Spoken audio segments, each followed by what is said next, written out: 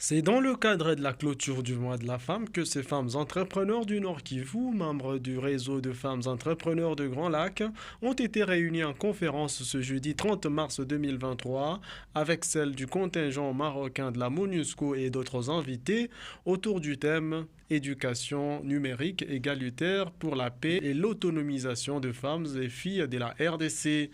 Sur place, l'activité a été marquée après des échanges par des expositions de produits et services de ces femmes entrepreneurs. Revenant sur le rôle du numérique dans l'entrepreneuriat des femmes, Madame Ansila Simiré y voit une belle opportunité.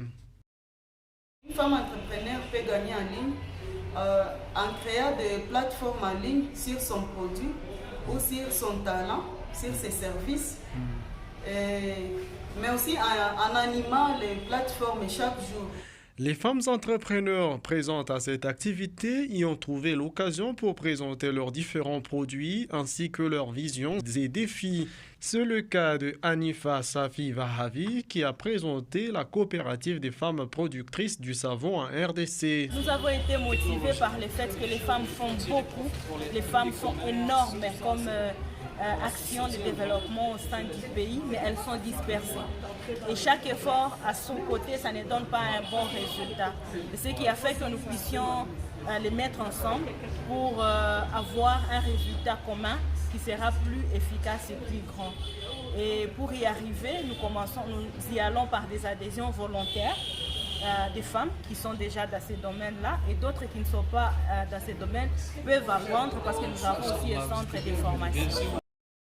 Satisfaite du bon déroulement de ces activités, Madame Noéla Ndakit, PDG du réseau de femmes entrepreneurs de Grand Lac, encourage toutes ces femmes entrepreneurs à ne pas baisser les bras face aux défis sécuritaires actuels qui ralentissent leurs activités. Le message que nous lançons aujourd'hui pour les femmes entrepreneurs, c'est d'abord dire coller par rapport à la situation qui se vit actuellement.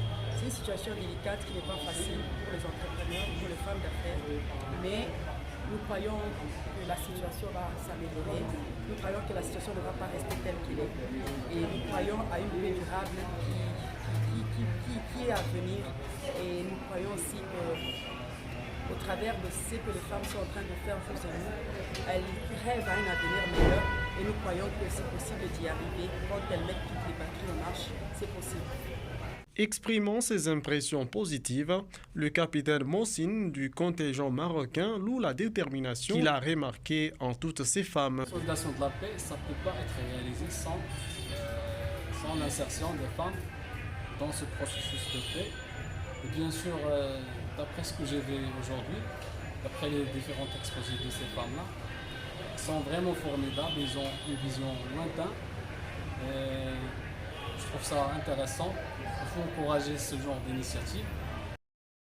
Outre les savons, d'autres produits Made in Goma ont été présentés, dont les cosmétiques, les produits à base du cacao, du jus naturel, pour ne citer que cela.